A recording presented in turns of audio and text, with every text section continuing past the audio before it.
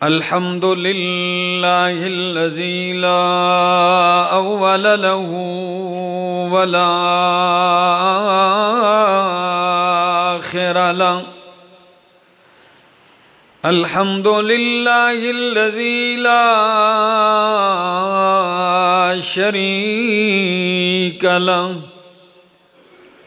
شريك له في الذات والصفات.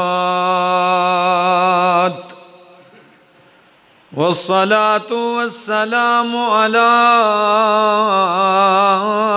من أرسل بالبراهين والبينات وعلى آله وأصحابه وأهل بيته الطيبين الطاهرات. أما بعد فأعوذ بالله من الشيطان الرجيم. بسم الله الرحمن الرحيم. إنا أعطيناك الكوثر فصل لربك وانحر إن شانئك هو الأبتر. سبحان ربك رب العزة عما يصفون وسلام على المرسلين والحمد لله رب العالمين.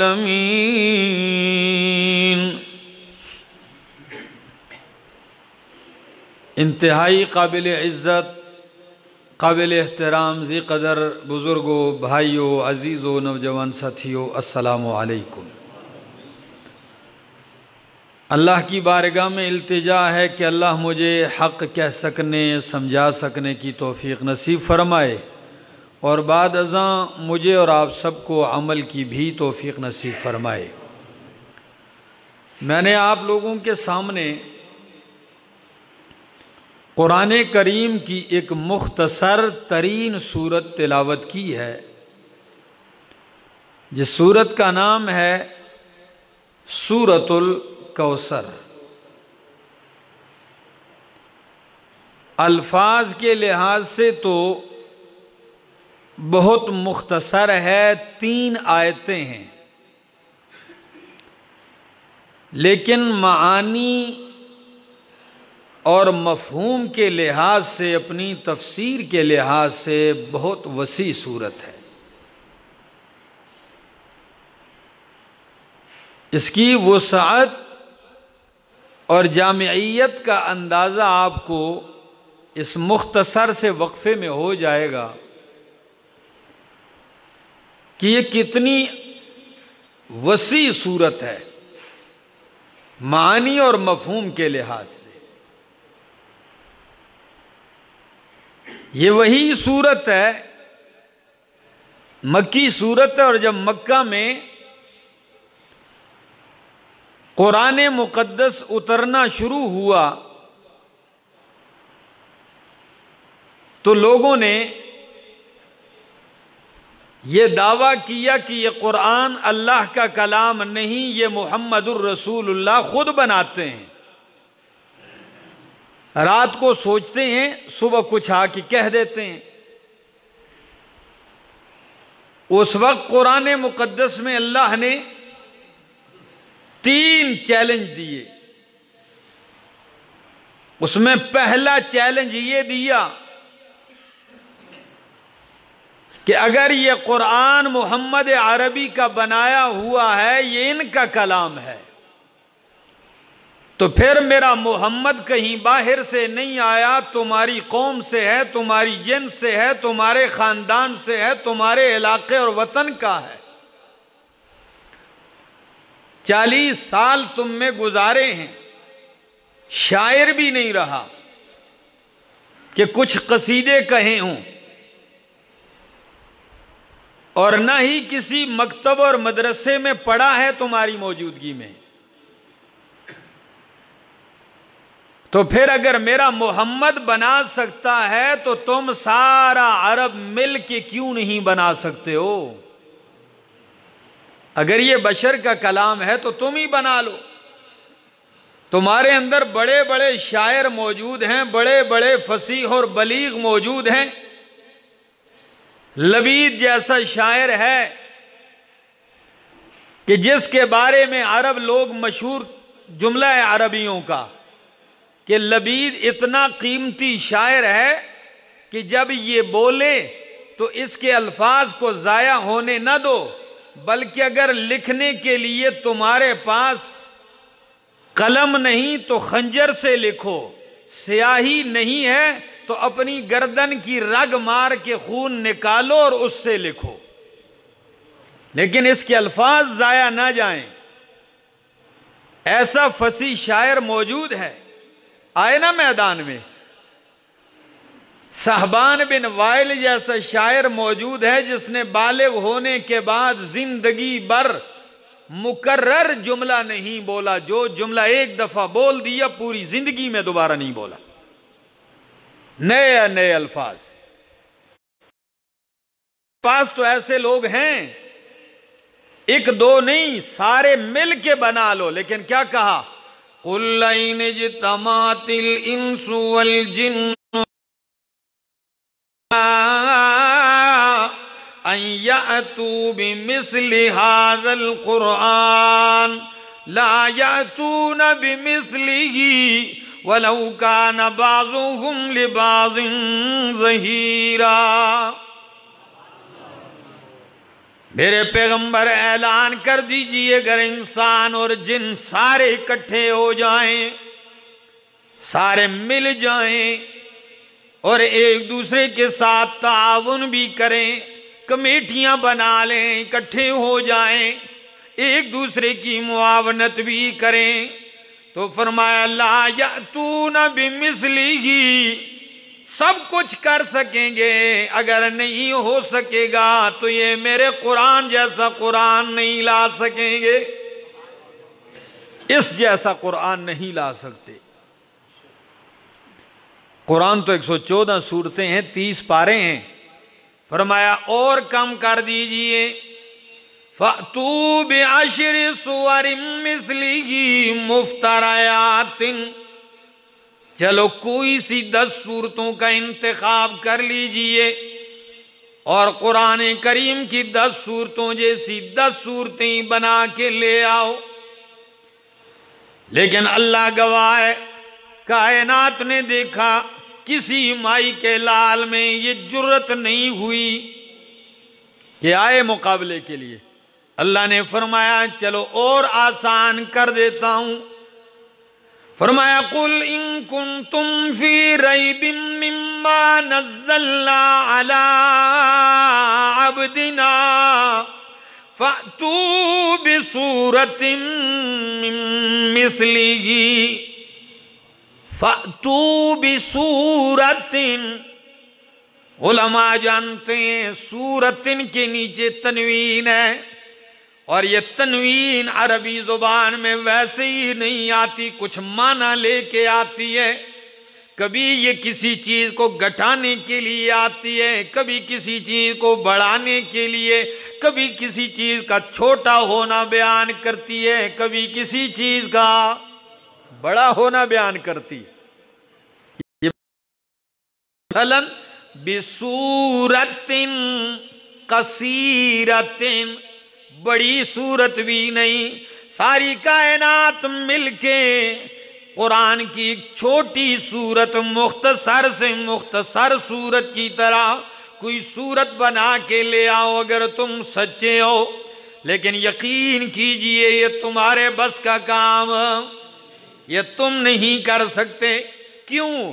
ہری پور والوں، اس لیے میں اکثر کہا کرتا ہوں کہ مخلوق کوئی چیز بنائے تو مخلوق اس جیسی بنا سکتی ہے۔ ایک کمپنی جہاز بنائے، دوسری کمپنی اس سے اعلیٰ جہاز بنا دیتی ہے۔ ایک ملک نے ایٹم بم بنایا، دوسرے نے اس سے اچھا بنایا، اس جیسا بھی بن سکتا ہے، اس سے اچھا بن سکتا ہے، لیکن میرا مالک براہ راست جو چیز بنائے اس کی طرح کوئی نہیں بنا سکتا۔ اللہ نے آسمان بنایا ہے، ساری کائنات مل کے آسمان بنا سکتی۔ اللہ نے زمین بنائی ہے، مخلوق زمین بنا سکتی۔ اللہ نے سورج چاند بنایا ہے، ساری کائنات مل کے سورج جیسا سورج، چاند جیسا چاند نہیں بنا سکتے، زمین جیسی زمین۔ تو پھر کیوں نہیں مانتے ہو جب رب کے آسمان جیسا آسمان نہیں بنا سکتے ہو؟ حالانکہ وہ مخلوق ہے، حالانکہ وہ حادث ہے، حالانکہ وہ فنا ہونے والا ہے۔ جب آسمان جیسا آسمان نہیں بنا سکتے ہو تو رب کے قرآن جیسا قرآن کیسے بنا سکتے ہو؟ جبکہ یہ مخلوق بھی نہیں، یہ اللہ کا کلام ہے، اللہ کی صفت ہے۔ جب یہ چیلنج اترا کہ بصورتن، ایک صورت لے آؤ، تو اس وقت کعبے کی چوکاٹھ کے ساتھ، کونے کے ساتھ شعراء آ کے اپنے اپنے قصیدے لٹکایا کرتے تھے۔ یہ 7 معلقات جو ہمارے ہاں درس نظامی میں پڑھائی جاتی ہے کتاب، اس میں شاعری ہیں، یہ 10 معلقات تھے، اب بعد میں 3 ہٹا کے 7 کر دیے۔ ان کو معلقات کیوں کہا جاتا ہے؟ اس لیے کہ یہ وہ قصیدے ہیں جو کعبے کے ساتھ لٹکائے جاتے تھے، اس لیے ان کو معلقات کہا جاتا ہے۔ تو نبی کریم نے فرمایا جاؤ، قصیدے لٹکانے والے لٹکاتے ہیں، دوسرا بڑا آ کے اس کو اتار دیتا ہے، اس کے مقابلے میں اس سے بہتر لگا دیتا ہے۔ جواب، جاؤ قرآن کی یہ 3 آیتیں لٹکا دو، ہے کسی میں جرت تو آئے۔ کون سی سورت؟ اِنَّا أَعْطَيْنَاكَ الْكَوْثَرَ فَصَلِّ لِرَبِّكَ وَانْحَرْ إِنَّ شَانِئَكَ هُوَ الْأَبْتَرُ۔ یہ 3 سطریں لکھی ہوئی ہیں، وزن بھی ایک۔ اِنَّا أَعْطَيْنَاكَ الْكَوْثَرَ فَصَلِّ لِرَبِّكَ وَانْحَرْ إِنَّ شَانِئَكَ هُوَ الْأَبْتَرُ۔ 3 آیتیں ہیں، شعراء آتے ہیں، دیکھتے ہیں، ترچھی نگاہیں ڈال کے خاموش ہو کے چلے جاتے ہیں، کوئی جرت نہیں کرتا۔ آخر میں لبید آیا ایک دن، شعراء کا بابا لبید آیا، جس کے بارے میں مشہور تھا کہ اس کی بات خنجر سے لکھو، خون جان سے لکھو، مگر ضائع نہ جائے۔ وہ کھڑا ہو گیا اپنے ساتھیوں کے ساتھ، نظر ڈالتا ہے صفحے پر، اِنَّا أَعْطَيْنَاكَ الْكَوْثَرَ فَصَلِّ لِرَبِّكَ وَانْحَرْ إِنَّ شَانِئَكَ هُوَ الْأَبْتَرُ۔ بار بار نظر ڈالتا ہے، آخر میں کہتا ہے ایتونی بقرطاس، جلدی کاغذ لے آؤ۔ لوگ خوش ہوئے، آج بابا جواب دے گا قرآن کا۔ گئے، قلم کاغذ لایا گیا، پیش کیا، لکھیے لبید۔ لبید کہتا ہے اِنَّا أَعْطَيْنَاكَ الْكَوْثَرَ فَصَلِّ لِرَبِّكَ وَانْحَرْ إِنَّ شَانِئَكَ هُوَ الْأَبْتَرُ۔ وَاللَّهِ مَا هَذَا كَلَامُ الْبَشَرِ، واللہ ما ھذا کلام البشر۔ اللہ کی قسم ہے، کسی بشر انسان کا کلام ہوتا میں لکھ بھی دیتا، لیکن جب میں نظر ڈالتا ہوں اس کے معنی پر، اس کے مفہوم پر، اس کی تفصیل میں، تو لگتا ہے بشر ایسا کلام کہنے پہ قادر نہیں ہو سکتا۔ یہ محمد کی بات سچی ہے کہ یہ محمد الرسول اللہ کا کلام نہیں، یہ اس کے رب کا کلام ہے۔ اللہ، یہی ہے وہ صورت، کتنی جامع، اور کتنے کمالات سے بھرپور ہے. ہمارے ہاں ہم نے جن اساتذہ سے پڑھا ہے، جو مولانا حسین علی الوانی رحمہ اللہ، شیخ القرآن مولانا غلام اللہ خان رحمہ اللہ، شیخ القرآن مولانا امام محمد طاہر پنجپیری رحمہ اللہ، یہ جو علماء کرام کا ایک سلسلہ ہے، ان کے ہاں اس بات پہ زور دیا جاتا ہے بہت بڑی کہ اللہ کا کلام مربوط ہے، یہ بے ربطہ کلام نہیں ہے. دیگر کئی مفسرین کہتے ہیں کہ قرآن کریم میں ربط ہونا ضروری نہیں ہے، یہ بغیر ربط کے بھی اچھا ہے، لیکن وہ فرماتے ہیں کہ عام دنیا میں ذی عقل انسان کا کلام بے ربطہ نہیں ہو سکتا، تو رب کریم کا کلام کیسے بے ربطہ ہوگا؟ پھر ان کے ہاں اس پہ توجہ دی جاتی ہے کہ سورت کا سورت کے ساتھ کیا ربط ہے، آیت کا آیت کے ساتھ کیا ربط ہے، رکوع کا رکوع کے ساتھ کیا ربط ہے. اور اس سلسلے میں شیخ القرآن مولانا محمد طاہر پنجپیری رحمہ اللہ نے کتاب لکھی ہے، جلد تو ایک ہے، جس کا نام ہے سمت الدرر فی ربط الآیات والسور، آیتوں اور سورتوں کا ربط. لیکن یقین کیجئے اگر کوئی عالم اسے کھولے اور لکھنا شروع کر دے تو 50 جلدوں. تو وہ فرماتے ہیں ذرا آئیے امام راضی رحمہ اللہ ربط ذکر کرتے ہیں ان دو سورتوں کا، کہ سورۃ الکوثر سے پہلی سورت کا نام ہے سورۃ الماعون، اور وہ یہ ہے أَرَأَيْتَ الَّذِي يُكَذِّبُ بِالدِّينِ فَذَلِكَ الَّذِي يَدُعُّ الْيَتِيمَ وَلَا يَحُضُّ عَلَى طَعَامِ الْمِسْكِينِ فَوَيْلٌ لِّلْمُصَلِّينَ الَّذِينَ هُمْ عَنْ صَلَاتِهِمْ سَاهُونَ الَّذِينَ هُمْ يُرَاءُونَ وَيَمْنَعُونَ الْمَاعُونَ. سنیے ربط. فرمایا دونوں صورتوں میں بڑا عجیب ربط ہے. سورۃ الماعون میں منافق آدمی کی 4 صفات ذکر کی ہیں. کتنی صفات؟ منافق بندے کی 4 صفات ہیں. پہلی منافق بندے کی البخل، منافق بخیل ہوتا ہے. کیا ہوتا ہے؟ دوسری صفت منافق کی یہ ہے نماز نہیں پڑھتا. تیسری صفت منافق کی ذکر کی گئی ہے کہ زکوٰۃ نہیں دیتا. کیا؟ اور چوتھی صفت یہ ذکر کی ہے کہ اگر کرتا بھی ہے کوئی نیکی کا کام تو اللہ کے لیے نہیں، دکھلاوے کے لیے، ریاکاری. کتنی صفتیں؟ پہلی صفت یہ ذکر کی ہے کہ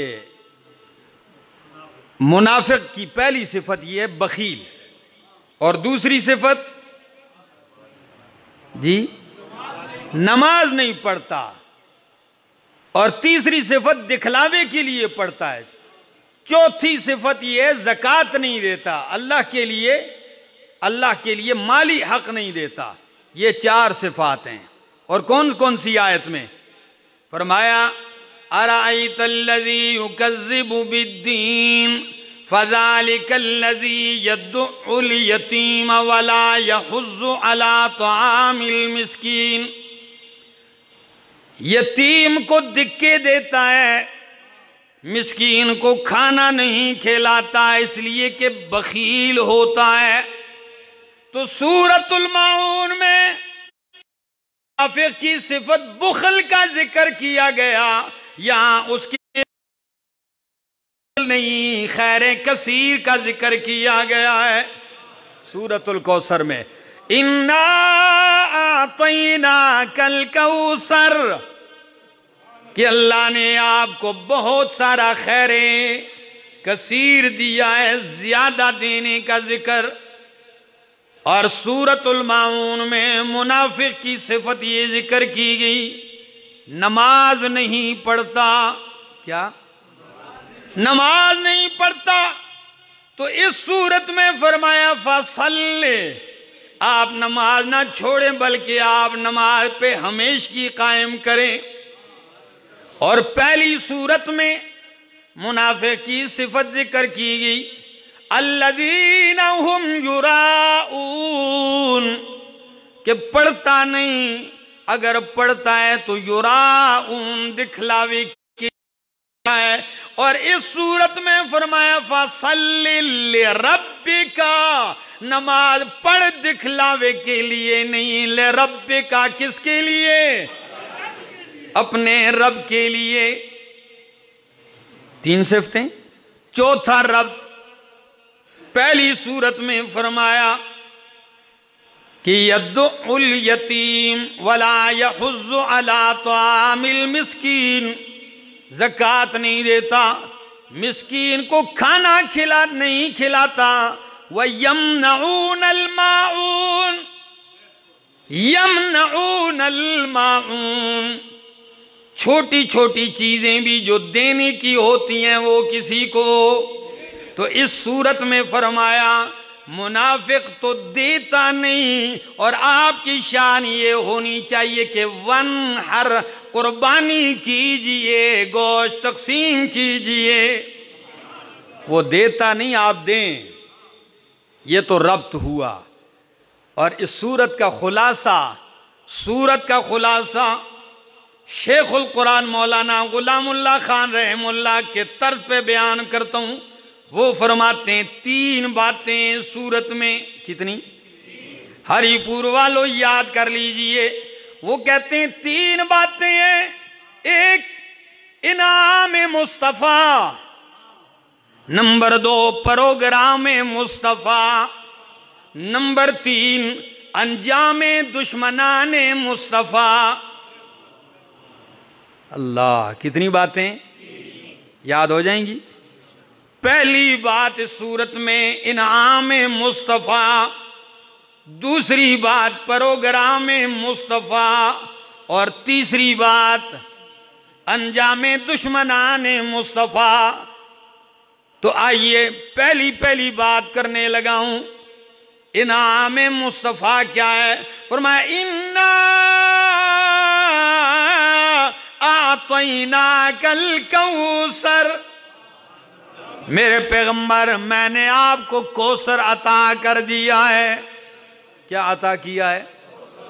کوثر عطا کیا ہے۔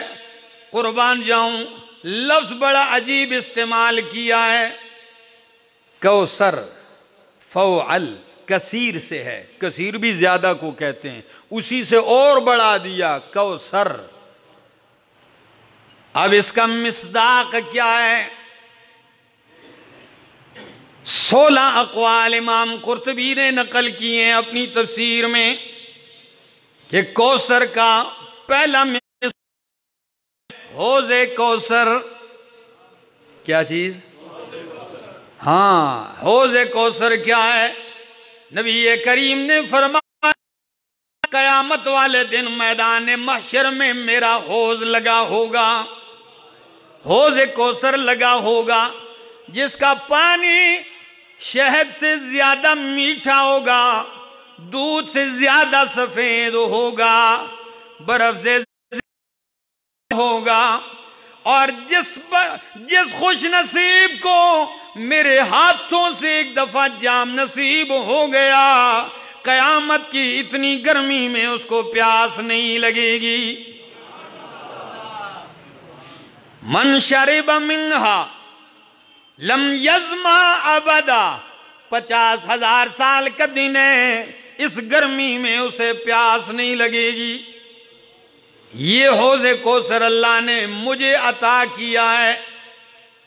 اور اگلی بات بھی ذرا سن لیجئے، نبی کریم فرماتے ہیں ہری پور والو کہ جب ساری کائنات قبروں سے نکل کے آئے گی میدان محشر کی طرف، تو میں سب سے پہلے قیامت والے دن اٹھنے والوں میں سے ہوں گا، اور میں قیامت والے دن حوض کوثر پہ اپنی امت کا استقبال کروں گا۔ اللہ اکبر. انا فرتکم علی حوض کوثر پہ میں آپ کا استقبال کروں گا، انتظار کروں گا. اور جب میری امت کے لوگ آئیں گے، فرمایا یا رسول اللہ آپ کس طرح پہچانیں گے اتنی خلقت میں کہ یہ آپ کی امت ہے؟ فرمایا میں ان کو چہروں سے پہچان لوں گا کہ وضو میں جن اعضاء کو دھویا جاتا ہے، میری امت وضو میں جن جن اعضاء کو دھوتی رہی، قیامت میں وہ نمایاں چمک گئے ہوں گے. میں پہچان لوں گا کہ یہ میری امت کے لوگ ہیں. آئیں گے میں جام بھروں گا، لیکن کچھ لوگ آئیں گے آتے ہی دیوار حائل ہو جائے گی. میں میری امت میں سے ہے، من امتی، اللہ یہ تو میرا امتی ہے. تو جواباً ارشاد ہوگا انک لا تدری ما احدثوا بعدک. اللہ کے پاک پیغمبر ہے تو آپ کا امتی، لیکن آپ کے ہاتھوں سے جام کوثر سے محروم ہو گیا، اس لیے کہ آپ کے آنے کے بعد آپ کے دین کا حلیہ بگاڑ کے رکھ دیا تھا. نئی نئی چیزیں بیچ میں شامل کر دی، بدعات. جس طرح آج تک لوگوں کا یہ سلسلہ جاری ہے، ہر سال دین میں نیا نیا اضافہ کرتے ہیں. ٹھیک ہے نا؟ دین کے نام پہ دین میں اضافہ کیا جا رہا ہے. تو اللہ کے حال میں آ کے کہیں گے سحقن سحقن سحقن لمن غیر دینی، دوری ہو رحمت سے دوری ہو ان کے لیے جنہوں نے میرا دین بدل دیا. تو انا اعطیناک الکوثر، میں نے آپ کو کیا دے دیا؟ بولو کوثر دے دیا. پتہ ہے یہ جملے کب کہیں ہیں؟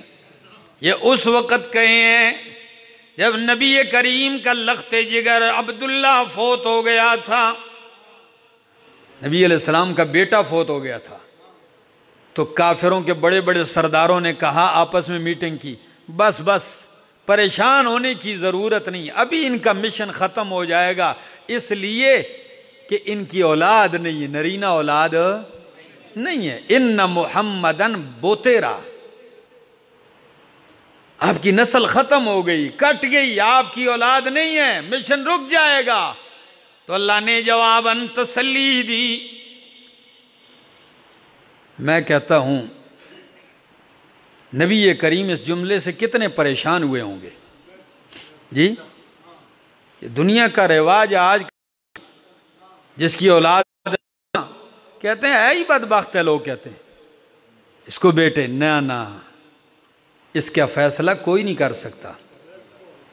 جب انہوں نے کہا مشن نہیں چلے گا، اولاد نہیں ہے، بس ان کی باتیں ان تک ختم، تو اللہ نے تسلی دیتے ہوئے فرمایا انا اعطیناک الکوثر، میرے پیغمبر اگر میں نے بیٹا لے لیا تو میں نے کوثر عطا کر دیا. میں نے بیٹا لیا تو کیا عطا کیا؟ کوثر عطا کیا ہے. کوثر کا دوسرا مصداق نہر ہے جنت میں جس کا نام کوثر ہے.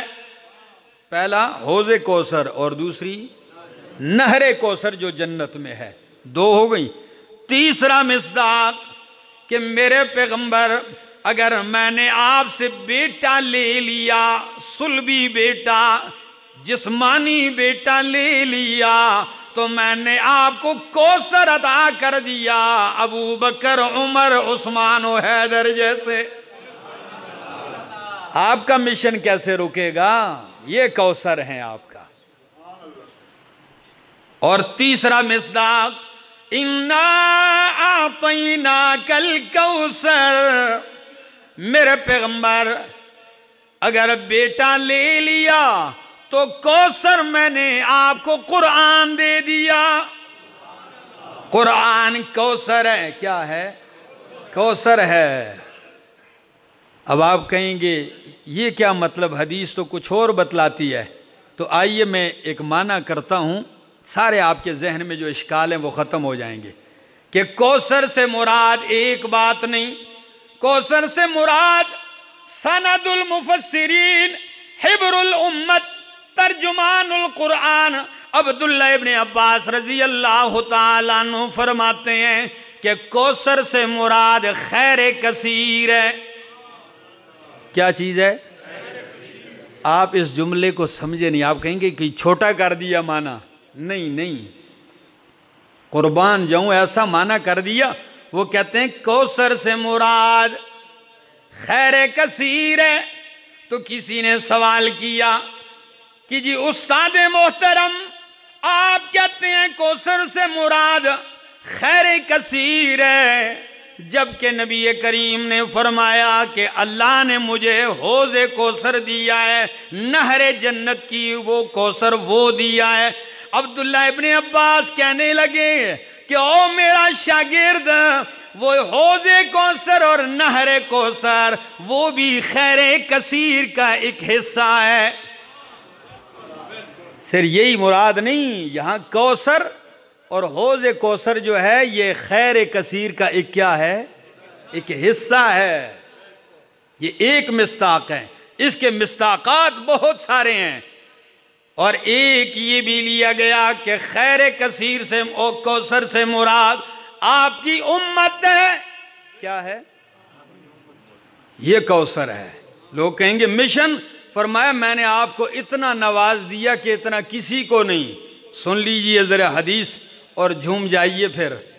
فرمایا نبی کریم فرماتے ہیں قیامت والے دن جب تمام انسانوں کی صفیں لگیں گی، کیا صفیں لگیں گی، ہر نبی کی امت کی صف، امت موسیٰ، امت عیسیٰ، امت ابراہیم، امت نوح، ہر نبی کی امت کی صفیں لگیں گی۔ فرمایا 40 صفیں تمام نبیوں کی امتوں کی ہوں گی، اور 80 صفیں صرف میں محمد کی امت کی ہوں گی۔ اللہ اکبر۔ اِنَّا أَعْطَيْنَاكَ الْكَوْثَرَ، آپ کا مشن نہیں رکے گا، آپ کو میں نے کوثر دے دیا ہے۔ خیر کثیر یہ اس میں شامل ہے۔ اور دوسری حدیث سناؤں، پھر کہہ دینا نا سبحان اللہ۔ سنیے ذرا، نبی کریم فرماتے ہیں، صحیح بخاری کی حدیث ہے، اور اس کے جو حدیث کے ساتھ جو دوسرے ٹکڑے ہیں دیگر احادیث کی کتابوں کے، وہ میں ملا کے آپ کے سامنے پیش کرتا ہوں، ذرا سنیے۔ فرمایا اللہ نے مجھ پر ہر نبی کی امت پیش کی۔ کیا؟ ہر نبی کی امت مجھے دکھلائی کہ کوئی نبی جا رہا ہے، اس کے پیچھے بڑی جماعت ہے۔ ایسے بھی نبی گزرتے ہیں کسی کے پیچھے 10 بندے ہیں، ایسے بھی نبی گزرے ہیں کہ 2 بندے ہیں امتی، اور ایسے بھی نبی ہیں کہ 1 امتی ہے، اور ایسے بھی اللہ کے پیغمبر گزریں گے کہ ان کے پیچھے کوئی امتی نہیں ہوگا، کسی نے بھی نہیں مانا ہوگا۔ فرمایا اچانک میں نے دیکھا کہ ایک بہت بڑی خلقت ہے۔ جب میں نے نظر دوڑائی میں نے کہا جبریل کیا یہ میری امت ہے؟ فرمایا نہیں، یہ آپ کی نہیں، یہ امت موسیٰ ہے۔ میں حیران رہ گیا، اتنی بڑی امت۔ فرمایا جبریل نے مجھے کہا ذرا اس طرف نگاہ دوڑائیے۔ جب میں نے نظر کی تو سارا افق بھرا ہوا ہے، بہت بڑی خلقت جو پہلے سے بھی زیادہ ہے۔ فرمایا یہ آپ کی امت ہے، اور امت کے جو پہلے حصے میں کچھ لوگوں کی بڑی تعداد جا رہی ہے۔ جبریل نے کہا یہ میرے پاک پیغمبر، یہ آگے جو پہلے لوگ جا رہے ہیں یہ آپ کی امت میں وہ 70,000 ہیں جو بغیر حساب اور بغیر عذاب کے جائیں گے۔ جو آپ کی امت جا رہی ہے، جو پہلا دستہ جا رہا ہے گروہ، یہ وہ ہیں کتنے؟ 70,000 جو بغیر حساب اور بغیر کسی عذاب کے جنت میں جا رہے ہیں۔ اللہ اکبر۔ آپ سنیں گے بات رک گئی۔ فرمایا نہیں، بات نہیں رکی۔ کئی حدیثوں میں آتا ہے اور ذرا اگلی حدیث سن لیجئے کہ نبی کریم نے مانگا ہے، اللہ نے 70,000 کا وعدہ کر دیا، یہ بغیر حساب کے جنت میں جائیں گے۔ اس حدیث کے بعد شعب الایمان میں یہ موجود ہے، طبرانی میں موجود ہے، امام آلوسی نے نقل کیا ہے، 3 دن اللہ کے پاک پیغمبر کسی وفد سے ملاقات نہیں کرتے، کسی سے بات نہیں کرتے، بس نماز کے لیے آتے ہیں، گھر چلے جاتے ہیں، بیویوں سے بھی بات نہیں۔ صحابہ کہنے لگے، ہم آپس میں گفتگو کرنے لگے کہ شاید کوئی بہت بڑا حادثہ ہونے والا ہے۔ اللہ کے پاک پیغمبر انتہائی فکر مند ہیں، بس نماز کے لیے آتے ہیں، چلے جاتے ہیں، کوئی بات نہیں، کوئی گفتگو نہیں، بہت فکر والے آثار ہیں۔ چوتھے دن جب نبی کریم آئے، صحابہ نے ہمت کر کے پوچھ ہی لیا، یا رسول اللہ 3 دن سے ہم آپ کو دیکھتے ہیں، آپ بڑی فکر مندی کے ساتھ آتے ہیں اور جاتے ہیں، کوئی حادثہ ہوا، کوئی پریشانی ہے؟ نبی کریم نے مسکرا کے فرمایا، حادثہ نہیں، خیر کی خبر ہے۔ فرمایا وہ کیا ہے؟ فرمایا او میرے صحابہ، ان 3 دنوں میں نے رب کو منا لیا رو رو کر۔ کیا منایا؟ رب نے کہا 70,000 جنت میں بغیر حساب کے جائیں گے۔ میں نے کہا ربا یہ تھوڑے ہیں، اضافہ کر دے اس میں۔ میرے رب نے میری دعا قبول کرتے ہوئے فرمایا، میرے پیغمبر آپ کی بات رد نہیں ہے، 70 تو یہ ہیں، ان 70,000 میں سے ہر ایک کے ساتھ 70,000 اور شامل کر لیجئے۔ یہ 70,000 جو ہیں ان میں سے ہر ایک کے ساتھ 70,000 اور شامل کر لیجئے، گھر میں بیٹھ کے حساب کرتے رہنا۔ میرے دوستو، اِنَّا أَعْطَيْنَاكَ الْكَوْثَرَ، میرے پیغمبر میں نے آپ کو کوثر دے دیا۔ یہ سارے مصداقات ہیں کوثر کے، کیا؟ یہ کوثر کے مصداقات ہیں۔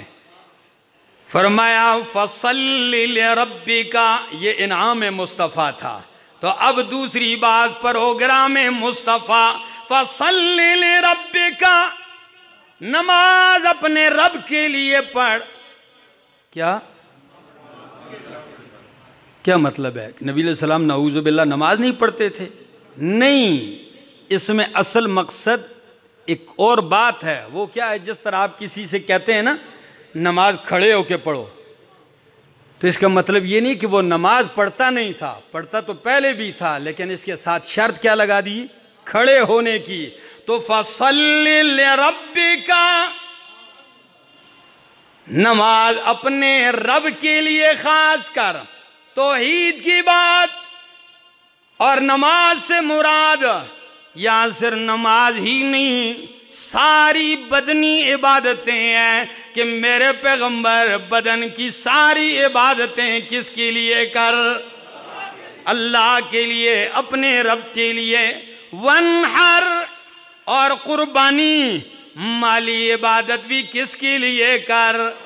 آپ کا مشن یہ ہے، آپ کا پروگرام یہ ہے، قُلْ إِنَّ صَلَاتِي وَنُسُكِي وَمَحْيَايَ وَمَمَاتِي لِلَّهِ رَبِّ الْعَالَمِينَ۔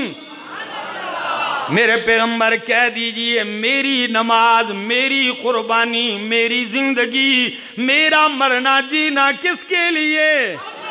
اللہ کے لیے ہے۔ یہ آپ کا پروگرام ہے، یہ پھیلائیے۔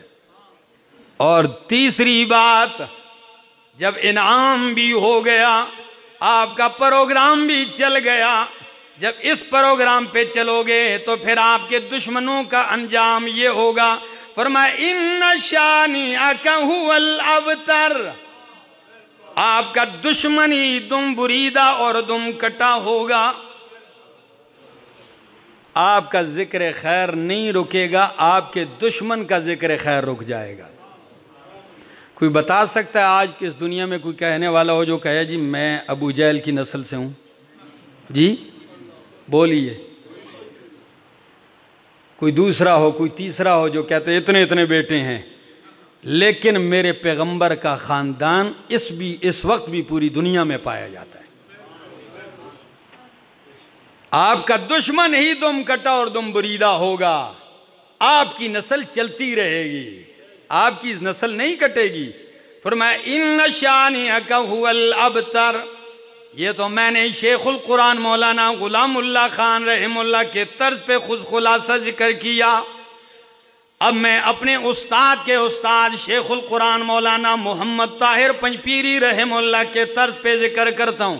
وہ فرماتے ہیں اس صورت میں اللہ نے دو باتیں کہی ہیں۔ کتنی؟ اور دونوں پنڈی والے شیخ اور پنجپیر والے شیخ دونوں کے استاد بھی ایک ہیں، دونوں نے اس ملک میں کام کیا ہے۔ لیکن قربان جاؤں، ایک کہتے ہیں 3 باتیں خلاصہ اور دوسرے کا انداز 2 باتیں ہیں۔ وہ کیا ہیں؟ وہ فرماتے ہیں، اور 2 نہیں بلکہ 4 کہہ دو آسانی کے لیے، وہ فرماتے ہیں سورت کا خلاصہ یہ ہے، اللہ فرماتے ہیں میرے پیغمبر 2 کام آپ میرے لیے کریں، 2 کام میں آپ کے لیے کر دوں گا۔ عجیب خلاصہ ہے، 2 کام آپ میرے لیے کر دیں اور 2 کام میں آپ کے لیے کر دوں گا۔ کیا؟